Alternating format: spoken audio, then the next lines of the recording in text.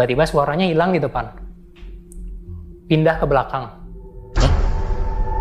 Suara langkah kakinya itu sama, cuman dari belakang, sekarang dari pintu belakang terdengar. Gitu.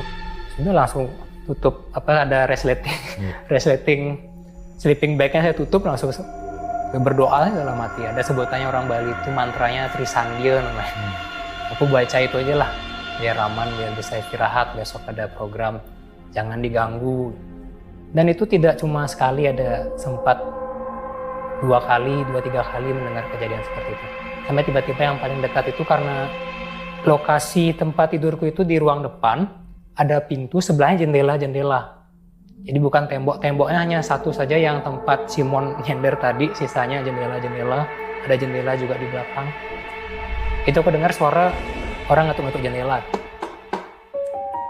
Sangat dekat ini aku tidur di sini jendelanya. Kadang-kadang di jendela sebelah depannya. Tiba-tiba dari belakang